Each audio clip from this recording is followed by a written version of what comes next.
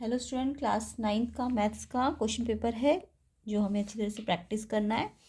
तो चलिए स्टार्ट करते हैं। जिन बच्चों की फाइनल एग्ज़ाम है या कंपार्टमेंट एग्ज़ाम है उनको ये क्वेश्चन पेपर अच्छी तरह से करना है। इसके अलावा डिस्क्रिप्शन में प्लेलिस्ट में आपको मिल जाएगा। जो भी आपका प्लेलिस्ट है मैथ्स की वो आपको अच्छी तरह से प्रैक्टिस करनी है तो आपके एग्ज़ाम क्लियर हो सकते हैं। ठीक है, तो फर्स्ट क्वेश्चन स्टार्ट करते हैं सेक्शन ए में से। ऑन सिंप्लीफिकेशन 3+√3 3-√3 तो आपको क्या मिलेगा। तो देखिए ये 3+√3 और 3-√3 है, तो इसको कैसे सॉल्व करेंगे। तो यहाँ पे ये आइडेंटिटी बनेगी a+b a-b a+b a-b। जब ये सेम हो और ये सेम हो तो ये आइडेंटिटी बन जाती है। ये आइडेंटिटी क्या है, a² - b²। तो a के प्लेस में क्या है 3 रखेंगे और b के प्लेस में क्या रखेंगे √3 और उस पर b² लग जाएगा। अब 3 का स्क्वायर क्या होता है 9 और √3 का स्क्वायर 9 नहीं होता। √3 का स्क्वायर करोगे तो रूट हट जाता है। जब भी रूट में स्क्वायर हो तो रूट हट जाएगा।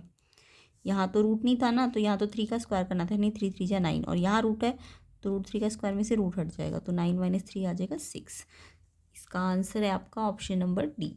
ठीक है, क्वेश्चन नंबर 2 स्टार्ट करते हैं। क्वेश्चन नंबर 2 में आपको बोला है कि ये इक्वेशन गिवन है और इसका ये सोल्यूशन भी गिवन है और आपको ए फाइंड करना है। ये तो ऐसा क्वेश्चन एनसीईआरटी में भी होता है तो बहुत इंपॉर्टेंट होता है ये क्वेश्चन। तो ये अगर सोल्यूशन है इस इक्वेशन का तो यहाँ पे ये सोल्यूशन का मतलब ये एक्स है और ये वाई है, तो एक्स और वाई की वैल्यू इस इक्वेशन में पुट करनी है। ठीक है, तो इक्वेशन है आपके पास y = ax + 3 और पॉइंट गिवन है 4 और 19। ठीक है, ये एक्स पॉइंट है आगे वाला और वाई वाला पीछे वाला होता है। एक्स को हम एब्सिसा कहते हैं, वाई को हम ऑर्डिनेट कहते हैं। ठीक है, एब्सिसा 4 है, ऑर्डिनेट 19 है, तो कई बार ऐसा क्वेश्चन भी पूछ सकते हैं।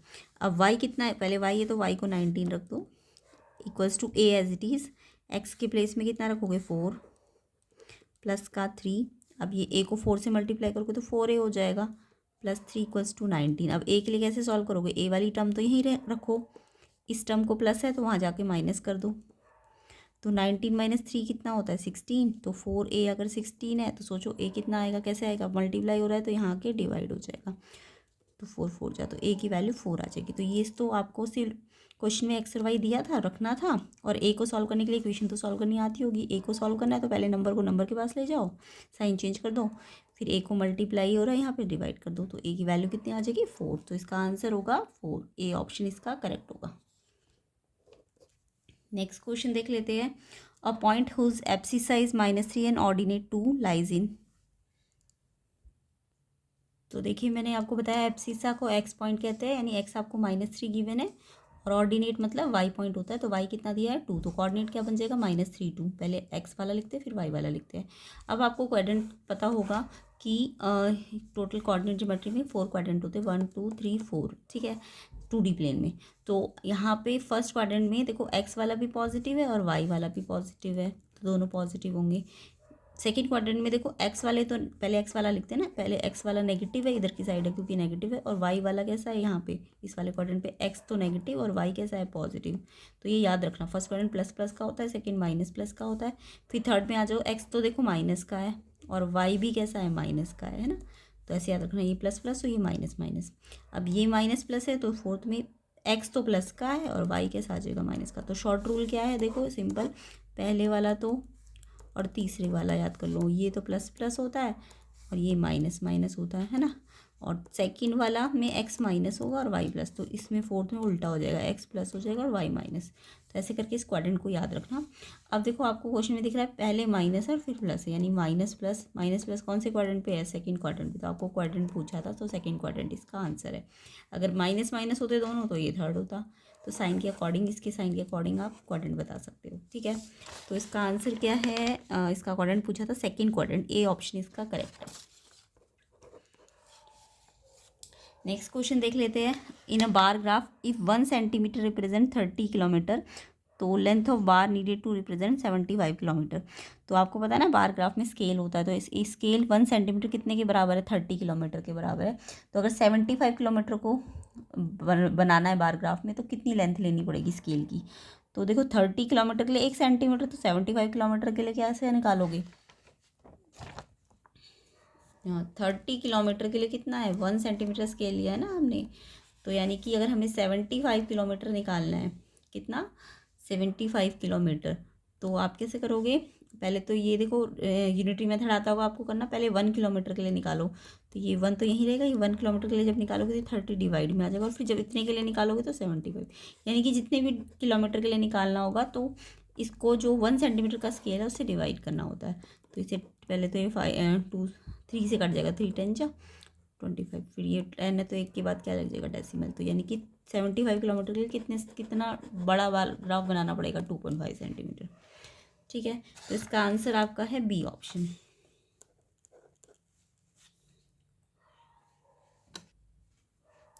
नेक्स्ट क्वेश्चन देख लेते हैं, question number 5, if a linear equation as solution this, तो इसकी ये किस फॉर्म में होगी। तो अगर आपको लीनियर इक्वेशन के सोल्यूशन दिए हुए तो इनमें से कौन सी लीनियर इक्वेशन है जिनके ये सोल्यूशन होंगे, ये वाले। ठीक है, तो यहाँ पे जब भी ऐसे आपको सोल्यूशन गिवन होते हैं ना और लीनियर इक्वेशन ढूंढनी होती है तो आप क्या करोगे, इनमें से कोई भी एक सोल्यूशन, ये वाला ले लो 1 2, ये ना इनमें रख रख के देखो, 1 2 कोई भी एक पॉइंट ले लो, जैसे ये वाला पॉइंट ले लो या ये ले लो या ये ले लो, कोई भी एक ले, इसको ना इस वाले इक्वेशन में भी रख के देखो, इस वाले इक्वेशन में भी रख के देखो, इसमें भी रख के देखो, इसमें भी, जहाँ पे ये पॉइंट रख के left hand side right hand side के इक्वल हो जाए तो यानी कि ये जो है उस इक्वेशन का क्या होगा, सोल्यूशन होगा। तो जब भी आपको ऐसा क्वेश्चन आए तो कोई भी एक पॉइंट यहाँ से ले लो, और चाहे 3 ना दिया हो, एक ही दिया होता तो ये वाला पॉइंट इन इक्वेशन में रख रख के देखना है। अब आपको पता है ना कि जब हम ये वाला पॉइंट अगर रख रहे हैं मान लो पहली इक्वेशन में, तो ये एक्स होता है, ये वाई होता है, ये तो हमेशा याद रखना, आगे वाला एक्स होता है, बाद वाला वाई होता है। तो एक्स की जगह तो 1 रखना है, यहाँ एक्स है ना तो वहाँ तो 1 रख दो, ये 9 से क्या हो रहा है, मल्टीप्लाई हो रहा है, फिर माइनस का 7, और राइट हैंड साइड में क्या है, 2 है, वाई है ना, तो वाई कितना है यहाँ पे 2 है। मान लो ये वाला पॉइंट रखना होता तो एक्स की जगह -1 रख देते और वाई की जगह -16 रख देते, है ना। अब आप चेक करो क्या ये left hand side right hand side के इक्वल आ रही है, तो अभी इक्वल मत लगाना, पहले इसको चेक करना पड़ेगा। तो ये 9 1 जा 9 -7 कितना आ गया 2, तो ये 2 के इक्वल आ रहा है ना, लेफ्ट हैंड साइड यानी राइट हैंड साइड के इक्वल आ रही है ना, यानी कि ये इक्वेशन ये जो सोल्यूशन है वो इस इक्वेशन की है।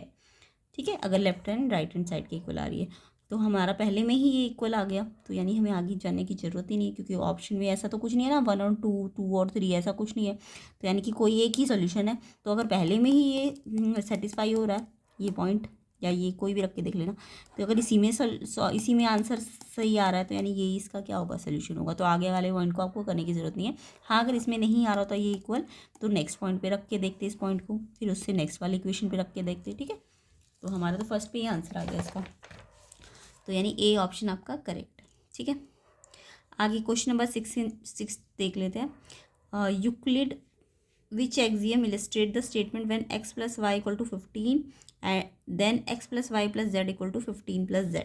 यूक्लिड का कौन सा एक्सियम है जिसमें ये स्टेटमेंट दी गई है कि अगर x + y 15 है तो x + y + z = 15 + z होगा। तो देखिए आपको क्वेश्चन में x + y = 15 दिया है ना, ये आपको गिवन है x + y = 15। अब इन्होंने क्या किया, यहाँ भी z प्लस किया, नेक्स्ट लाइन में इस साइड भी z प्लस कर दिया और इस साइड भी z प्लस कर दिया। तो अगर हमने ये ऑलरेडी इक्वल थे और अगर हमने यहाँ भी उतना ही प्लस किया जहाँ जितना यहाँ पे प्लस किया, तो ये कौन सा एक्सियम है, ये सेकंड एक्सियम है। सेकंड एक्सियम कौन सा है यूक्लिड का, कि अगर इक्वल एडिड किए जाए इक्वल में तो जो होल आएंगे, ये जो होल आएगा ये भी आपस में क्या हो जाएगा, इक्वल हो जाएगा। तो सेकंड एक्सियम है ये, मतलब पहले ऑलरेडी ये इक्वल थे, अब इन दो इक्वल्स में हमने एक सेम चीज़ यहाँ भी और यहाँ भी यानी इक्वल ही ऐड कर दिया, तो जो होल मिलेंगे ये भी क्या होंगे, इक्वल होंगे। तो ये सेकंड एक्सियम है। तो यूक्लिड के आप एक्सियम्स याद कर लेना। ठीक है, तो कोई भी एक्सियम आपसे पूछा जा सकता है कि ये कौन सा एक्सियम है, या सेकंड एक्सियम की स्टेटमेंट पूछी जा सकती है। ठीक है, या पोस्टुलेट्स की। नेक्स्ट क्वेश्चन देखते हैं, तो इसमें सेकंड यानी बी ऑप्शन करेक्ट है। क्वेश्चन नंबर 7 देख लेते हैं। A B parallel to H F, D E parallel to F G, आपको एफ डी ई फाइंड करना है। तो ये डायग्राम देखिए, ए बी कहाँ है, ए बी ये रही, और एच एफ के पैरेलल है, और एफ जी डी ई के पैरेलल है। तो देखिए क्वेश्चन तो आपको समझ आ गया होगा, ये लाइन इसके पैरेलल है और ये लाइन इसके पैरेलल है। तो आपको बोला कि ये वाला एंगल निकालो, एफ डी ई, तो इसको हमने शॉर्ट नेम दे दिया 2, और यहाँ वाले एंगल को हमने 1 नाम दे दिया। ठीक है, और ये तो हमें मालूम नहीं है दोनों। ठीक है, अब हमें क्वेश्चन में ए बी अगर एच एफ के पैरेलल दिया है, ए बी पूरी लाइन एच एफ के पैरेलल, तो आपको पता है ना कोई भी दो पैरेलल लाइन हो और ऐसे एक ट्रांसवर्सल लाइन जाए तो ये लाइन के ऊपर जो एंगल बनता है इधर वाली लाइन के ऊपर वाले एंगल के बराबर हो। अगर सेम साइड में तो ऊपर वाला एंगल ऊपर वाले एंगल के इक्वल होता है, ऐसे नीचे वाला नीचे वाले के इक्वल होता है। तो अगर मैं इन दोनों लाइनों को देख रही हूँ ए बी और एच एफ को, है ना, तो ये लाइन कैसी है, ये ट्रांसवर्सल लाइन है। तो इस लाइन के ये ऊपर एंगल 28 ये इस वाले एंगल के इक्वल होना चाहिए। तो एंगल 1 कितना आ जाएगा 28, है ना। कौन से एंगल होते हैं, कॉरस्पॉन्डिंग एंगल, इनको हम कहते हैं कॉरस्पॉन्डिंग एंगल, ठीक है। अब ये हमें मिल गया। अब ये आपको ये निकालना है ना, तो ये तो सिंपल एक लाइन दिख रही है ना, ये क्या एक लाइन है, ए बी क्या एक लाइन, तो इन तीनों का सम कितना होना चाहिए 180 होना चाहिए। तो एंगल 1 प्लस एंगल 2 प्लस 72, ये 3 एंगल बन रहे हैं ना इस लाइन में, तो इन सबका सम कितना होगा 180, क्योंकि ए बी क्या है लाइन है, ठीक है। तो अब आपको ये 1 तो पता ही चल गया 28 एंड 2 आपको मालूम करना है, और ये 72 है इक्वल्स टू 180। तो एंगल 2 निकालने के लिए इन दोनों को पहले प्लस करना और फिर यहाँ ले जाके माइनस कर देना। तो प्लस करोगे तो 100 आएगा, यहाँ ला के माइनस कर दो तो ये आ जाएगा 80, यानी एंगल 2 का ही तो नाम क्या है FDE, है ना। तो FDE आपका आ गया, यही तो आपको निकालना है, तो 80 डिग्री आ जाएगा इसका आंसर। तो बी ऑप्शन इसका करेक्ट होगा, ठीक है। नेक्स्ट क्वेश्चन नंबर 8 देखिए, ABCD आपको रेक्टेंगल दिया हुआ है और एक्स एंड वाई निकालने, ये एक्स है और ये वाई है। तो देखिए स्टूडेंट, ABCD एक रेक्टेंगल है। रेक्टेंगल में खास बात क्या होती है, देखो रेक्टेंगल में दो खास बात होती है। एक तो इसके एंगल सारे कितने के होते हैं 90 डिग्री के होते हैं, ये तो सबको पता होगा। उसके अलावा जो इसके डायगनल्स होते हैं ना, ये डायगनल है, अपोजिट वर्टेक्स को जो मिला के बनते हैं वो डायगनल होते हैं। तो ये जो डायगनल होते हैं ना, एक तो इक्वल होते हैं, ठीक है।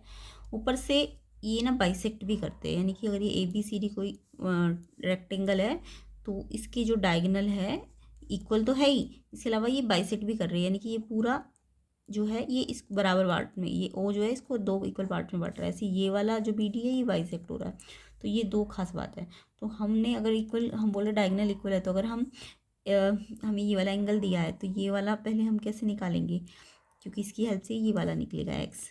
तो ये निकालने के लिए हमें डायगनल का क्या यूज़ है कि डायगनल अगर इक्वल है और फिर ये बाइसेक्ट भी कर रहा है, तो हम क्या करेंगे AC और BD को हाफ हाफ कर देंगे दोनों साइड। हमने इक्वल में इक्वल ही क्या करा है, मल्टीप्लाई किया है ना।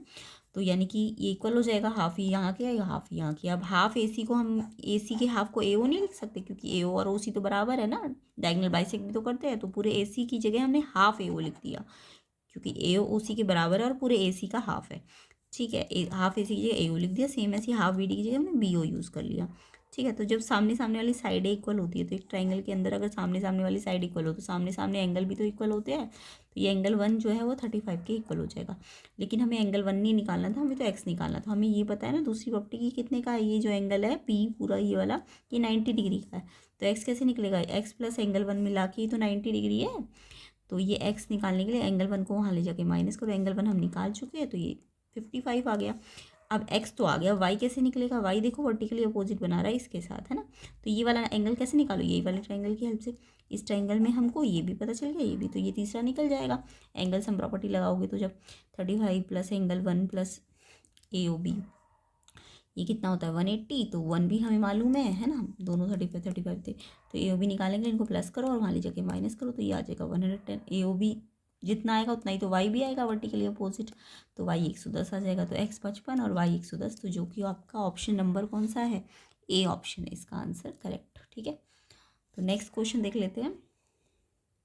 तो देखिए नेक्स्ट क्वेश्चन में आपको बोला है if x plus 1 is a factor of this polynomial, तो k फाइंड करना है। तो ऐसे क्वेश्चन तो NCERT के अंदर भी, अगर x प्लस 1 फैक्टर है इस पॉलिनोमियल का, तो हम पहले x की वैल्यू निकाल लेते हैं, ठीक है। और फिर x की जो वैल्यू आएगी ना इस पॉलिनोमियल में रखेंगे, ठीक है। तो x प्लस 1 अगर फैक्टर है तो x प्लस 1 कैसे, x की वैल्यू कैसे निकालोगे, इसको 0 के इक्वल रखो, तो x की वैल्यू आ जाएगी, ये प्लस है तो यहाँ की -1 हो जाएगा। अगर ये माइनस होता तो प्लस हो जाता। अभी जो भी x की वैल्यू आई ना आप इस पॉलिनोमियल में रख देना। तो Px पॉलिनोमियल x की फॉर्म में तो ये गिवन है, तो अगर मैं x के प्लेस में क्या रखूँगी -1, तो ये पॉलिनोमियल में जहाँ जहाँ x होगा वहाँ पे -1 आ जाएगा, है ना। के एज इट इज़ एक्स की जगह -1। अब क्योंकि ये 0 है, ये फैक्टर है ना इसका, तो यानी कि ये अगर पॉलिनोमियल में रखेंगे तो पॉलिनोमियल किसके बराबर हो जाएगा, 0 के बराबर हो जाएगा। ये तो मतलब हुआ कि जो एक्स की वैल्यू है वो इस पूरे पॉलिनोमियल का आंसर है, तो यानी आंसर है, फैक्टर है, तो यानी कि वो पॉलिनोमियल को कितना कर देगा, 0 कर देगा। तो यहाँ से के इस तरीके से निकाल लो। पहले तो इसको सॉल्व करो, -1 को 2 बार खोलोगे तो +1 आएगा, -1 को -1 से मल्टीप्लाई किया आया 1, और 2 माइनस के साइन अगर मल्टीप्लाई में 2 बार हो रहा है तो प्लस हो जाता है। और फिर इसके साथ क्या हो रहा है, मल्टीप्लाई, पहले पावर खोलो फिर बाद में से मल्टीप्लाई करो। के को 1 से करोगे तो के आएगा, के 1 ज़ा के, और एक ही माइनस से अगर मल्टीप्लाई में तो माइनस लगता है। अब ये 2 1 ज़ा 2 माइनस के इक्वल्स टू 0, तो माइनस के तो यहीं रहने दो, इस नंबर को वहाँ लेके जाओ क्योंकि के को अलग करना है, नंबर को अलग करना है। तो +2 है तो यहाँ के -2, माइनस से माइनस कट गया तो के की वैल्यू कितनी आ जाएगी 2। तो देखिए कौन सा आंसर है इसका, के इक्वल टू 2, डी ऑप्शन इसका करेक्ट आंसर है। नेक्स्ट क्वेश्चन देखते हैं, which of the following is a linear equation in 2 variable. Linear equation होनी चाहिए और 2 वेरिएबल होने चाहिए, यानी कि 2 वेरिएबल का मतलब एक्स और वाई दोनों होने चाहिए। तो ये तो एक्स, सिर्फ एक्स वाली इक्वेशन है तो ये तो 1 वेरिएबल की है, ये तो नहीं होगी। ये वाली भी क्यों नहीं है, एक्स स्क्वायर, ये लीनियर नहीं है, ये क्वाड्रेटिक है। जब भी एक्स पे स्क्वायर होता है तो वो क्वाड्रेटिक है। ऐसे यहाँ भी वाई पे स्क्वायर है तो ये भी क्वाड्रेटिक है। तो देखो ए वाली आपकी एक्स भी है वाई भी है, यानी 2 वेरिएबल भी है, और लीनियर यानी कि इसकी पावर 1 1 है ना दोनों में, तो लीनियर भी होना चाहिए और 2 वेरिएबल भी होनी चाहिए। वेरिएबल भी 2 एक्स और वाई, और लीनियर का मतलब पावर भी 1 1 है दोनों में, है ना। तो यहाँ पे ए ऑप्शन आपका करेक्ट है। ये क्यों नहीं है, क्योंकि ये 1 वेरिएबल है, वाई नहीं है इसके अंदर। और ये क्यों नहीं है, क्योंकि वाई पे पावर 2 है तो ये क्वाड्रेटिक है, लीनियर नहीं है। यहाँ 2 वेरिएबल तो है बट ये क्वाड्रेटिक है। ऐसे यहाँ भी 2 वेरिएबल, तो 2 वेरिएबल यहाँ तो है ही नहीं, यहाँ तो एक्स ही है, 1 वेरिएबल है, तो ये तो बिल्कुल भी नहीं है। ये हो सकता था अगर, लेकिन यहाँ पे वाई पे स्क्वायर आ गया तो यानी क्वाड्रेटिक है, ना कि लीनियर। तो ए ऑप्शन आपका इसका करेक्ट है 10th क्वेश्चन का। क्वेश्चन नंबर 11 देख लेते हैं। एक फिगर में ट्रायंगल गिवन है और एक एक्सट्रींगल गिवन है, और आपको एंगल ए अंदर वाला फाइंड करना है, और ये ट्रायंगल में ए बी ए सी के इक्वल गिवन है। तो देखिए 10th का तो ए ऑप्शन है, ठीक है। 11th में आपको ये ट्रायंगल दिया है और ये एक्सटीरियर एंगल दिया है, और ए बी ए सी के इक्वल दिया। अगर ए बी ए सी के इक्वल है तो जो ट्रायंगल में 2 साइड इक्वल होती है, 2 साइड इक्वल होती है तो उसके सामने वाले एंगल भी तो इक्वल होते हैं। तो यानी इसका नाम दे दिया एंगल 1 और 2, एंगल 1 2 के इक्वल हो जाएगा। जो 2 साइड इक्वल है उनके सामने वाले एंगल इक्वल होंगे, ठीक है। तो एंगल 1 एंगल 2 के इक्वल है। अब आपको दिख रहा है एंगल 2 आप निकाल सकते हो, क्योंकि ये एक लाइन में बने हैं ना, ये भी ये लाइन के अंदर देखो, जब भी 2 एंगल बने होते हैं, एक यहाँ पे एक यहाँ पे, तो ये इनका सम 180 होता है। तो ये लाइन है, इसके में ये 2 एंगल बने हैं, तो ये पता है, ये निकल जाएगा लीनियर पेयर लगाओगे तो। एंगल 2 + 1 115 = 180। एंगल 2 आप निकाल लो। एंगल 2 निकालने के लिए इसको वहाँ ले जाके माइनस करो तो ये 65 आ गया। बट हमें एंगल 2 नहीं निकालना, हमें एंगल ए निकालना है। तो देखो हम क्या करेंगे, हमें एक्सटीरियर एंगल दिया है ना, तो हमें एक्सटीरियर एंगल का फॉर्मूला लगाना है। एक्सटीरियर एंगल एक्चुअल में ट्रायंगल में क्या होता है कि ये वाला एक्सटीरियर एंगल जो इसके साथ जुड़ा हुआ है उसके नहीं, उन बाकी 2 जो ये 2 होंगे, जो जुड़ा है उसके, उसको मत लिखना। ये वाला एंगल किसके बराबर होता है, एक्सटीरियर एंगल इन 2 एंगल के, ठीक है। समझ आ गया, जो जुड़ा नहीं है वो जुड़ा वाला मत लेना, ये वाला इन दोनों के सम के इक्वल होगा। तो एंगल ए आपको निकालना है, ये आपको पता है 1 115 है। एंगल ए निकालना है, और एंगल 1 तो अभी आपने निकाला था, जितना एंगल 2 आया था उतना ही तो एंगल 1 भी आया है। तो एंगल 1 कितना आया है 65। तो एंगल ए निकालने के लिए क्या करोगे, ये प्लस है वहाँ जाके माइनस कर देना। तो एंगल ए की वैल्यू आ जाएगी आपकी 115 में से 65 जब माइनस करोगे तो 5 में 50 डिग्री इसका आंसर होगा। तो इसका आंसर है आपका बी ऑप्शन 50 डिग्री, ठीक है। तो यहाँ पे हमने कुछ नहीं किया, एक्सटीरियर एंगल प्रॉपर्टी लगाई है। अदरवाइज एक और तरीके से आप कर सकते थे, ये आपका निकल गया ना 65, ऐसे एंगल 1 भी निकल गया 65, आप एंगल सम प्रॉपर्टी लगा दो, ये प्लस एंगल ए 180, तो एंगल ए उससे भी निकल सकता है ना। नेक्स्ट क्वेश्चन देखते हैं, question number 12। In a quadrilateral A B C D angle A plus C double है बी प्लस डी का, 2 टाइम्स के अंदर डबल है बी प्लस डी का, और एंगल ए दिया है डी दिया है और बी निकालना है, एंगल बी आपको निकालना है यहाँ पे। तो यहाँ पे A B C D quadrilateral है, तो क्वाड्रिलेटरल की प्रॉपर्टी क्या होती है कि एंगल उसके चारों एंगल का सम 180 होता है। तो एक क्वाड्रिलेटरल में चारों एंगल का सम 360 होता है, 180 नहीं 360। ट्रायंगल में 180, क्वाड्रिलेटरल में 360 डिग्री होता है, ठीक है। अब आपको क्वेश्चन में कंडीशन क्या दी है, ए प्लस सी ट्वाइस है, यानी कि 2 टाइम्स है बी प्लस डी का। यही तो बोला है क्वेश्चन में कि A plus C is 2 times B plus D, तो ए प्लस सी 2 टाइम्स है बी प्लस डी का। तो आपको पता है कि इन चारों का सम अगर 360 है, तो आप क्या करो, ए और सी को एक साथ लिख दो और बी और डी को एक साथ लिख दो। अब आपको ए प्लस सी की जगह भी क्या लिख देना, डबल बी। इसकी जगह आप क्या लिख दोगे, जो आपको क्वेश्चन में गिवन है, double of angle B plus angle D, ठीक है। और ये एज इट इज़ लिख देना है इक्वल्स टू 360। अब आपको क्योंकि डी एंगल डी तो दिया हुआ है, बी निकालना है, तो ये तो सिंपली बी और डी में बन गई ना। पहले तो A B C D 4 angle था, जबकि जबकि हमें दिए 2 ही थे, बी एंगल ए और डी दिया था, तो यहाँ से तो हम बी नहीं निकाल सकते थे, है ना, क्योंकि 4 एंगल में से सिर्फ 2 ही पता थे, 3 पता होते तो फिर भी निकल जाता। लेकिन अब हमने ये कंडीशन को यूज़ किया, तो अब हमारे पास वी और डी 2 ही एंगल है इस इक्वेशन में, तो हमारा क्वेश्चन सिंपल हो जाएगा। देखो ये डबल ऑफ एंगल, ये 2 को अगर मैं अंदर करूँ तो 2 angle B plus 2 angle D, ऐसी B plus D equals to 360। तो ये डबल एंगल बी और 1 एंगल बी, कितने एंगल बी हो गए, 3 एंगल बी, ऐसे 3 एंगल डी हो जाएंगे, है ना। अब 3 आप क्या कर सकते हो, कॉमन ले सकते हो, angle B plus angle D, चाहे तो आप यहीं पे देख लेते, ये 2 एंगल बी प्लस डी और ये 1 एंगल बी प्लस डी है, तो यानी कि ये 3 एंगल बी प्लस डी आ जाएगा। ये कितना है 360। अब आपको ये 3 को हटाना है, तो यहाँ पे इसको यहीं रहने देना, तो ये 3 मल्टीप्लाई में है, तो यहाँ आके क्या हो जाएगा, डिवाइड हो जाएगा, 3 से ये कट जाएगा, कट के 3 बन जा, 3 2 जा, ये 120 आ जाएगा। अब आपको क्वेश्चन में बी निकालना और डी आपको दिया हुआ था, डी कितना दिया हुआ था 60, तो बी प्लस डी की जगह 60 रख दो इक्वल टू 120। अब बी निकालना है, तो ये 60 प्लस में वहाँ जाके क्या हो जाएगा माइनस में, तो ये आ जाएगा 60 डिग्री, तो एंगल भी 60 डिग्री। तो क्वाड्रिलेटरल की ये प्रॉपर्टी याद रखना, जब भी क्वाड्रिलेटरल का क्वेश्चन आए तो ये प्रॉपर्टी तो ज़रूर लगाया करो, A plus B plus C plus D 360। कई बार क्वेश्चन में ना ऐसा आता है कि इनका रेशो दे देंगे 2 3 4 5, ऐसा क्वेश्चन भी आता है कई बार। तो इसमें क्या करते हैं, इसको 2x ले लो, इसको 3x, इसको 4x, इसको 5x इक्वल टू 360।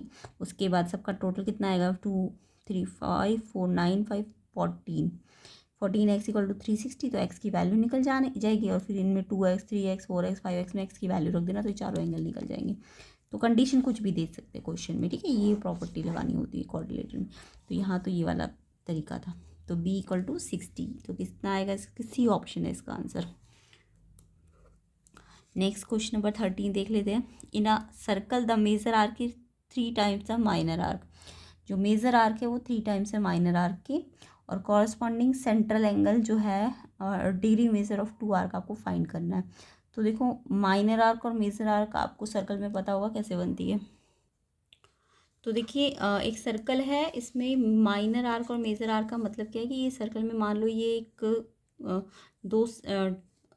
दो आपकी रेडियस, सेंटर से 2 रेडियस गई है ऐसे, तो इन्होंने एक टुकड़ा काटा ये, ठीक है।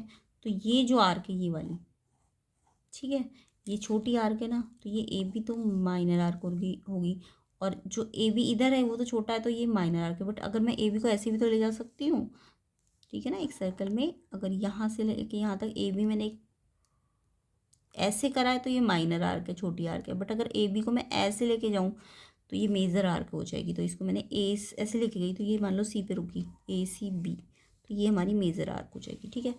अब आपको बोला है कि माइनर आर्क मेजर आर्क जो है माइनर आर्क का 3 टाइम्स है, तो यानी कि ये वाला जितना है ना ये उसका 3 टाइम्स है, तो एंगल भी उसी हिसाब से बनेगा, ये एक्स एंगल बनेगा सेंटर पे, और ये 3x बनेगा। अब आपको पता है सेंटर पे जो पूरा एंगल बनता है वो 360 का होता है, यानी इन दोनों को मिला के 360 होगा। तो 3x x 4x हो जाएगा, 4x 360, तो x की वैल्यू आ जाएगी 4 से डिवाइड होके 90। अब x की वैल्यू आ गई तो आप 3x की भी निकाल लो, 3 से x को मल्टीप्लाई कर दो 270। तो इन्होंने यही पूछा कि एंगल कितने बनेंगे अंदर, तो x एंगल तो 90 का बन रहा है और 3x 270 का, तो ये आंसर होगा। तो ये आंसर आपको किस ऑप्शन में दिख रहा है, बी ऑप्शन इसका करेक्ट होगा। क्वेश्चन नंबर 14 देख लेते हैं। x की पावर -2 इक्वल टू 64। ध्यान से देखो ये -2 है, ठीक है, x की पावर -2 है और 64, तो ये आपको फाइंड करना है।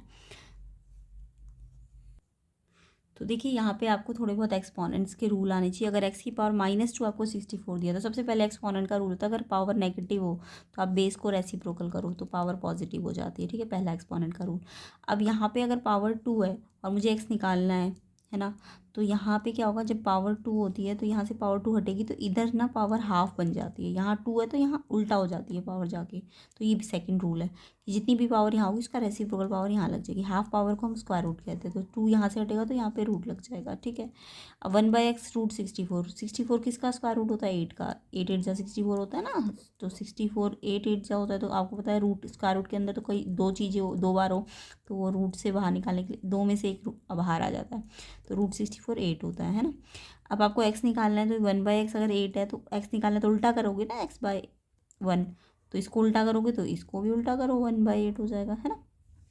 ये एक्स निकालना है या तो क्रॉस कर लेना, 8x equal to 1, 8x equals to 1 cross multiply करोगे तो 8x इक्वल टू 1, तो x क्या आ जाएगा 1/8, ये 8 यहाँ डिवाइड हो जाएगा ना। या फिर सिंपल है 1/x, अगर 8 है तो x निकालने के लिए उल्टा करोगे तो इसको भी उल्टा करो, 8 को 1/8 हो जाएगा, तो x की वैल्यू आ जाएगी 1/8। अब x की ये आपको फाइंड करना है क्वेश्चन में, तो पहले तो इसकी हेल्प से हमने x निकाला, ये एक्सपोनेंट के रूल लगाए, उसके बाद x की वैल्यू कितनी आ गई 1/8, तो 1/8, अब इस पर कितनी पावर है 1/3, और x क्या है 1/8, इस पर कितनी पावर है 0।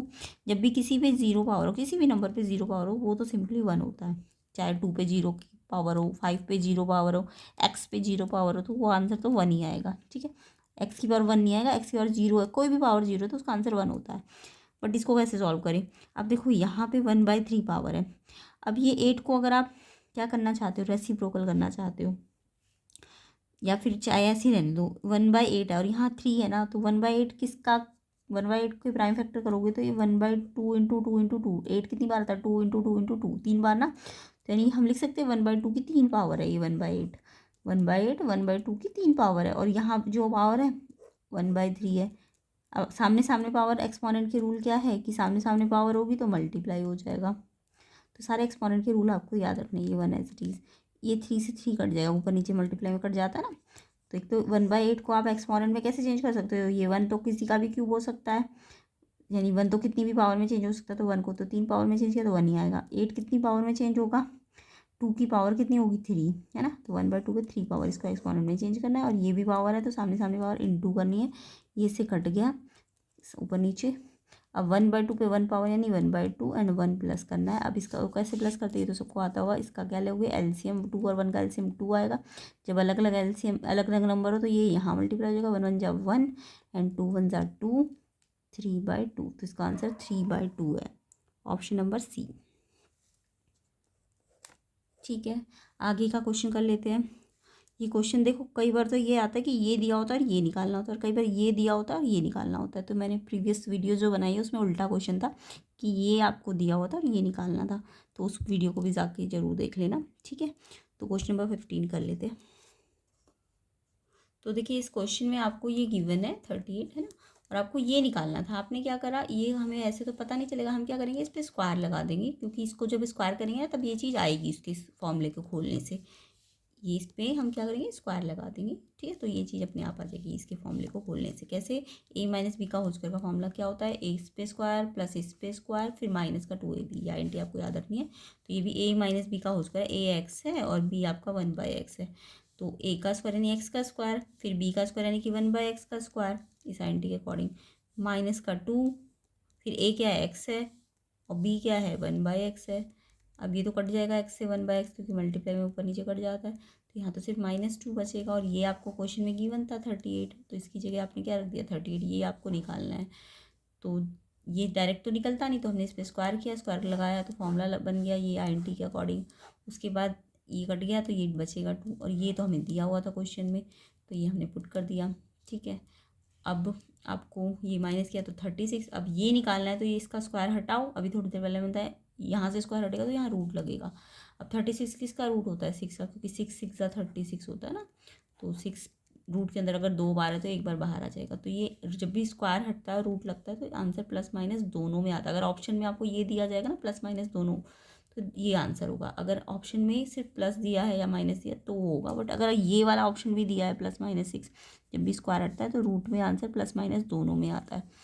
तो अगर ऑप्शन में ये दिया होता तो ये वाला आंसर होता, बट क्वेश्चन में क्योंकि ऑप्शन में आपको -6 प्लस माइनस नहीं दिया, बस 6 दिया है, तो ये डी ऑप्शन होगा इसका आंसर, ठीक है। और अगर बाई चांस इस क्वेश्चन में आपको ये निकालना होता तो आईएनटी आप इसी की लगाते, ठीक है, तब आपको ये दिया होता ना क्वेश्चन में, तो आप इसकी जगह तो वैल्यू रखते, उसका स्क्वायर करते और ये -2 वहाँ जाके प्लस हो जाता, तो ये भी निकल जाता, ठीक है।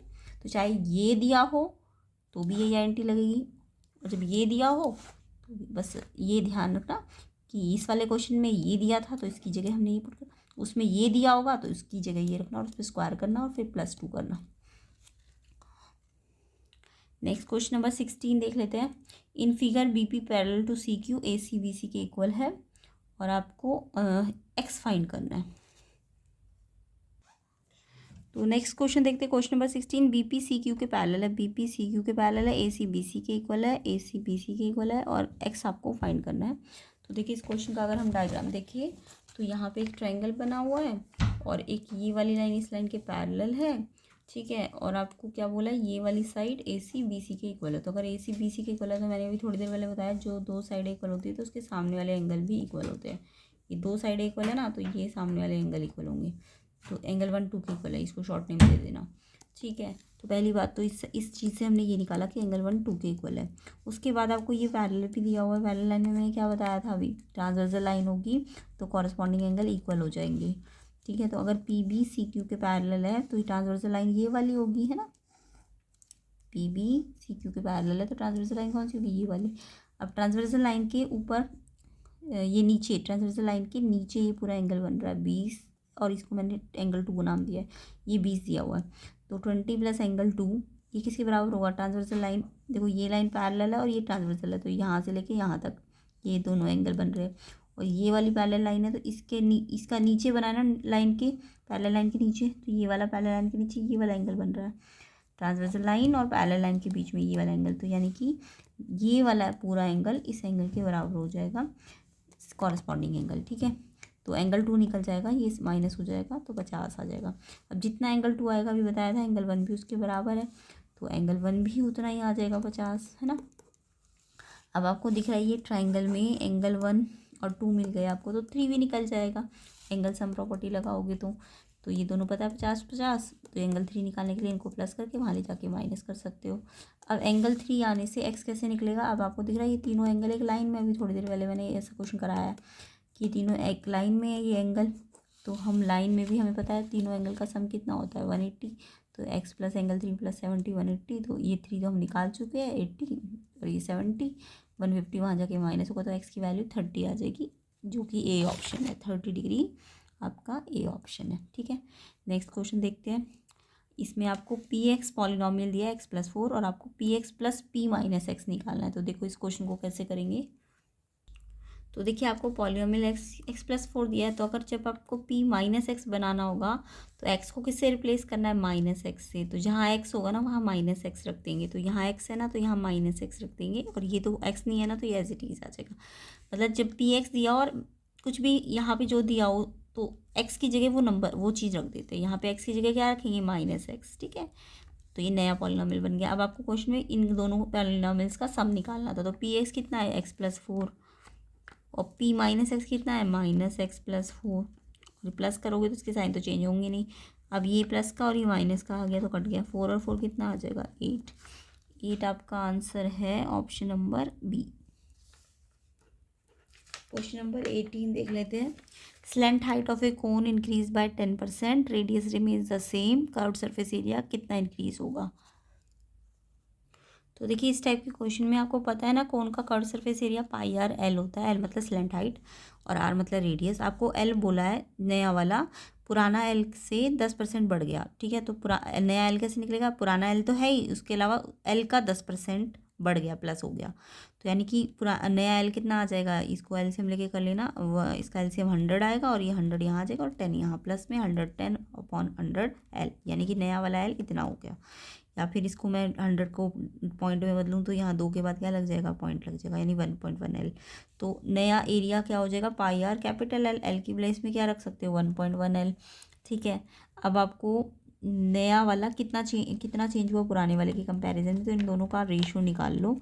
तो ये वाला तो आया आपका ये एल की जगह में ये वाला एल लिखना था, क्योंकि इस एल के साथ रिलेशन दिया हुआ है क्वेश्चन में, है ना, कि ये नया एल पुराने एल से 10% ज़्यादा है, तो नया एल यानी कितना है, तो यानी इसलिए हमने इस एल में ये रखा। तो ये वाला जो एल ये वाला एरिया है ऊपर रखो और ये वाला एरिया नीचे रखो, तो इससे पाई आर एल कट गया, सिर्फ 1.1। तो नया एरिया पुराने एरिया का देखो क्रॉस मल्टीप्लाई करो तो ये तो 1 से मल्टीप्लाई एज इट इज आ जाएगा और ये यहाँ चला जाएगा, तो ये 1.1 टाइम्स हो गया पहले वाले के, यानी कि कितना बड़ा, पहले सिर्फ 1a था ना, अब ये 1.1a हो गया, तो कितना चेंज आया आपको, कितना इंक्रीज हुआ। अगर बोलते कितना बड़ा, कितना, अगर ये बोलते कि कितना हो गया तो 1.1 टाइम्स हो गया ए का, बट इन्होंने बोला कितना इंक्रीज हुआ, तो आपको इंक्रीज निकालना पड़ेगा। 1.1 - 1, पहले तो ये 1 था ना, अब ये 1.1 ए हो गया, तो कितना चेंज हुआ 1.1 -1, तो इसका 0.1 चेंज हुआ। और क्वेश्चन में आपको परसेंटेज में दिया है, तो आप परसेंट में बदलो तो इंटू 100 करोगे तो 0.1 में 100 से इंटू करोगे तो पहले तो 2 जीरो लग जाएगी 1 पे, और फिर 1 के बाद डेसिमल, यानी कि 10% का इंक्रीज़ हुआ है। ठीक है, तो ऐसे डायरेक्ट भी याद रखना इस क्वेश्चन को कि अगर जितना एल में चेंज आएगा ना 10% 20%, तो उतना ही एरिया में भी क्या आ जाता है, चेंज आ जाता है कर्व्ड एरिया में।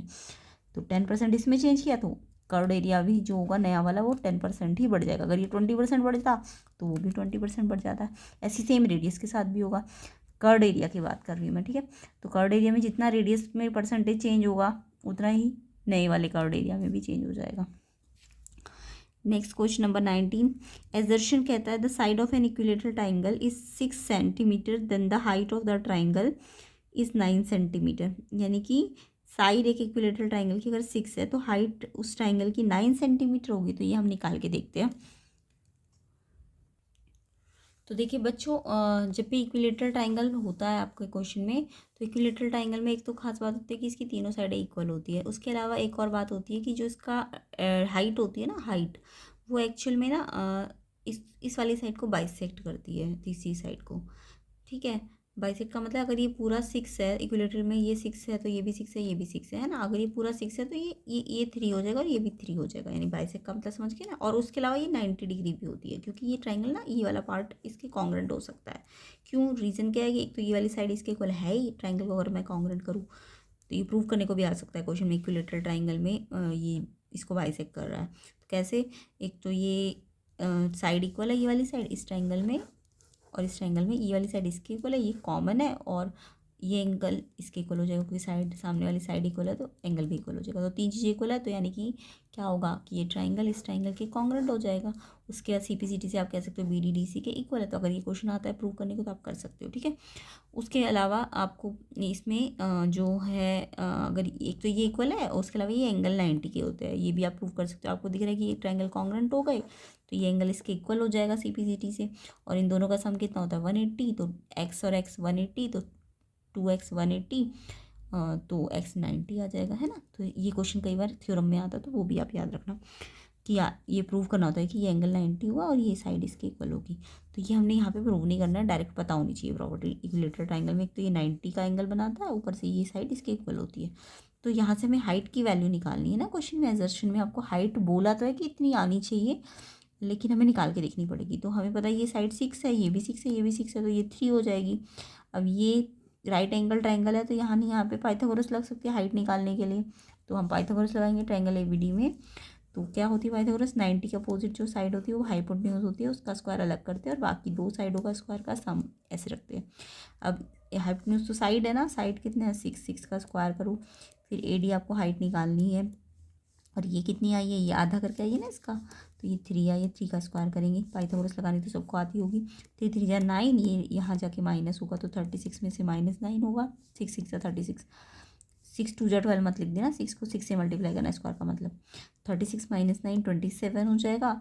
अब ये स्क्वायर मैंने आपको बहुत बार बता दिया कि स्क्वायर हटेगा तो यहाँ रूट लगेगा। अब ये देखो किसी का परफेक्ट स्क्वायर तो होता नहीं है ये, तो हम 27 के फैक्टर कर लेंगे। 3 3 जा 9, 3 जा 27, ऐसे प्राइम फैक्टर तो सबको करने आते होंगे। 3 3 जा 9, 3 3 जा 9 पे जाएगा, फिर 3 3 जा पे जाएगा, फिर 3 बन जाएगा, यानी 3 बार आएगा 27 में।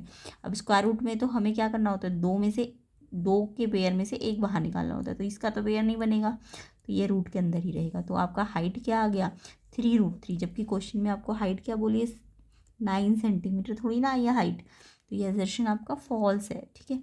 उसके बाद रीजन की स्टेटमेंट है the height of an equilateral triangle इस √3/2a। क्या हाइट ऑफ इक्विलेटरल ट्राइंगल की √3/2a होगी, तो हम वो भी चेक करेंगे। देखो हाइट हमारे सामने आ गई है 3√3। अब हमें क्वेश्चन में हाइट तो आ गई है, हमने निकाल ली है। अब हम चेक करेंगे क्या ये √3/2a है। तो हम क्या करेंगे, इस हाइट की जगह √3/2a रखेंगे और ये हमारे पास जो आई है एक्चुअल में वो हम यहाँ रख देंगे। ये भी हाइट है, ये भी हाइट है। अगर ये साइड जो है अगर से इक्वल आ गई हमारी जितनी हमें दी हुई है, तो यानी कि ये हाइट ये हाइट का फॉर्मूला ठीक है, ठीक है। क्योंकि हाइट का हमने निकाली 3√3 और ये बोल रहा है कि इतना होना चाहिए, तो हम इस हाइट को इस हाइट के बराबर रखेंगे। तो इससे a निकाल लीजिए, तो ये √3/2 a निकालना, तो ये यहाँ ये जो मल्टीप्लाई में ये डिवाइड में चला जाएगा, जो डिवाइड में ये मल्टीप्लाई में जाएगा, दूसरी साइड जाएगा। तो √3 से √3 ऊपर नीचे कट गया। अब 3 2 जा 6, यानी साइड कितनी आ गई 6। यस, हमारी साइड तो 6 ही थी और हाइट हमारी ये ही थी, और हमने जब इसको इक्वल किया तो साइड हमारी फिर से 6 आ गई। यानी कि ये हाइट का फॉर्मूला हमें ठीक दिया है कि जब भी इक्विलेटरल ट्राइंगल हो तो उसमें हाइट का फॉर्मूला क्या होगा, √3/2a। और इक्विलेटरल ट्राइंगल में अगर आपको एरिया वाला क्वेश्चन आ जाए ना कई बार, तो उसमें एरिया का फॉर्मूला भी याद रखा करो। इक्विलेटरल ट्राइंगल के केस में एरिया होता है √3/4a²। ए मतलब साइड होती है इक्विलेटरल की, उसको 2 बार लिखना होता है, ठीक है। तो ये एरिया का फॉर्मूला है इक्विलेटरल में, ये याद रखना है, बहुत इंपॉर्टेंट फॉर्मूला होता है। तो यानी कि आपका एजर्शन तो फॉल्स है, बट रीज़न ठीक कह रहा है कि हाइट किस फॉर्म में होती है, √3/2a। तो यानी रीज़न आपका ठीक है, एजर्शन फॉल्स है। तो यानी जब एजर्शन फॉल्स हो और रीज़न ट्रू हो तो ये डी ऑप्शन आपका करेक्ट होगा। इसमें 4 स्टेटमेंट होती है ना, पहली स्टेटमेंट में दोनों करेक्ट होते हैं, एक्सप्लेनेशन भी करेक्ट होता है। दूसरे में एजर्शन रीज़न दोनों ट्रू है बट एक्सप्लेनेशन करेक्ट नहीं होता। और तीसरे में एजर्शन ट्रू है बट रीज़न फॉल्स है। चौथे में एजर्शन फॉल्स है बट रीज़न ट्रू है। तो जब भी इनमें से कोई एक गलत हो तो आंसर आपको सी और डी में मिलेगा, और दोनों सही हो तो आंसर ए या बी में मिलेगा, ठीक है। क्वेश्चन नंबर 20 में एजर्शन आपको दिया, there are infinite number of lines which passes through 2, 14। एक पॉइंट है, उससे बहुत सारी नंबर ऑफ लाइन जा सकती है। तो ठीक है बात है ना, क्योंकि एक पॉइंट से हम बहुत सारी लाइनें बना सकते हैं। तो देखिए ये एक पॉइंट दिया है, मान लो ये 2, 14 आपको दिया है, मान लो ये कोऑर्डिनेट प्लेन में यहाँ पे आ रहा है ये पॉइंट, है ना, x का 2 और y का 14। तो ये जो पॉइंट आ रहा है इससे हम बहुत सारे इस सोल्यूशन से हम क्या कर सकते हैं, बहुत सारी लाइनें जा सकती हैं ना, इस एक पॉइंट से ये भी जा सकती है, ऐसे भी जा सकते हैं, ऐसे भी जा सकते हैं। तो यानी एक पॉइंट से हम बहुत सारे नंबर ऑफ क्या बना सकते हैं, लाइंस बना सकते हैं। हाँ, अगर 2 पॉइंट होते हैं तो एक ही लाइन बनती है, बट एक पॉइंट से हम बहुत सारी लाइन बना सकते हैं। तो ये जो पॉइंट है, ये सोल्यूशन जो है ये पॉइंट ही तो है, तो इस पॉइंट से हम तो बहुत सारी लाइंस बना सकते हैं। तो क्वेश्चन यही तो कह रहा है कि इनफाइनाइट नंबर ऑफ लाइन बन सकती है इस पॉइंट से जो पास होगी। एक पॉइंट की तो कोऑर्डिनेट है नहीं ये 2, 14, तो ये एक पॉइंट है, एक पॉइंट से हम बहुत सारी लाइनें बना सकते हैं। तो यानी कि ये ट्रू है, एजर्शन ट्रू है आपका। रीजन कह रहा है एक linear equation in 2 variable has infinitely many solutions. मतलब अगर लीनियर इक्वेशन 2 वेरिएबल की होगी तो उसके बहुत सारे सोल्यूशन होंगे। तो रीजन में linear equation in 2 variable has infinite many solution, यानी कि एक लाइन के अंदर बहुत सारे सोल्यूशंस होंगे। देखो यहाँ तो आपको सोल्यूशन एक दिया था और बोला था बहुत सारी लाइन होगी। यस, एक सोल्यूशन के यानी एक पॉइंट के बहुत सारी लाइन्स हो सकती है। अब इन्होंने एक लाइन दी है, 2 वेरिएबल वाली एक लाइन दी है, और इन्होंने बोला इसके बहुत सारे सोल्यूशन होंगे। यस, इस लाइन के अंदर तो बहुत सारे पॉइंट आ सकते हैं ना। तो एक लाइन के अंदर पॉइंट तो बहुत सारे हो सकते हैं, पॉइंट का अंदर सोल्यूशंस है। एक लाइन के अंदर पॉइंट्स तो बहुत सारे हो सकते हैं, बट एक पॉइंट पे बहुत सारी लाइनें जा सकती है। तो एक पॉइंट से तो बहुत सारी लाइनें जा सकती है, और एक लाइन के अंदर बहुत सारे क्या हो सकते हैं, पॉइंट हो सकते हैं। पॉइंट मतलब सोल्यूशन। तो ये भी आपका ट्रू है, रीज़न भी आपका ट्रू है, एजर्शन भी ट्रू है, रीज़न भी ट्रू है। लेकिन एक्चुअल में ये जो लाइन में बहुत सारे पॉइंट है, ये इसको थोड़ी ना एक्सप्लेन कर रहा है, इस चीज़ को। तो एजर्शन रीज़न दोनों ट्रू है, बट रीज़न एक्चुअल में इसके वाई का आंसर नहीं है। तो यानी कि जब एजर्शन रीज़न दोनों ठीक हो बट रीज़न एक्सप्लेन ना कर पा रहा हो, तो मैंने कहा है ना जब दोनों ठीक होते हैं तो या तो आंसर ए होता है या बी होता है। बट ये एक्सप्लेनेशन क्योंकि ये बता नहीं पा रहा है, ये चीज़ इसको नहीं बता पा रही कि ऐसा क्यों हो रहा है। तो यानी कि आपका बी ऑप्शन होगा कि एजर्शन रीज़न है तो दोनों ट्रू, बट रीज़न एक्सप्लेन नहीं कर रहा। तो यानी कि इसका आंसर आपका बी ऑप्शन होगा, ठीक है। अब इसका सेक्शन बी वाला पार्ट हम नेक्स्ट पार्ट में करेंगे, और प्लेलिस्ट में प्लीज़ वीडियो चेक कर लेना, चाहे आप कंपार्टमेंट एग्ज़ाम की प्रिपरेशन कर रहे हो या फाइनल एग्ज़ाम की या मिड टर्म की, जो भी चैप्टर से रिलेटेड आप कर रहे हो, आप प्लेलिस्ट में जाके वीडियो और सर्च कीजिए ताकि आपकी और ज़्यादा प्रैक्टिस हो सके, ठीक है। इनको तो करना ही है, इनके जो भी मैं कॉन्सेप्ट समझा रही हूँ वो भी आपको याद रखने हैं। उसके अलावा इन क्वेश्चंस को तो बार बार प्रैक्टिस कीजिए। बाकी प्लेलिस्ट में जाके और भी वीडियो देखिए ताकि आपकी प्रैक्टिस और मजबूत हो सके। बाकी वीडियो को शेयर ज़रूर करना एंड चैनल को सब्सक्राइब करना एंड वीडियो को लाइक भी कर देना, ठीक है, ताकि मुझे मोटिवेशन मिले और मैं और वीडियो आपके लिए जल्दी से जल्दी बना सकूं, ठीक है। तो वीडियो को अच्छी तरह से देखिए एंड खुद करके देखिए, क्वेश्चंस को कॉपी पेन लेके खुद करके देखिए इनको बार बार, ठीक है।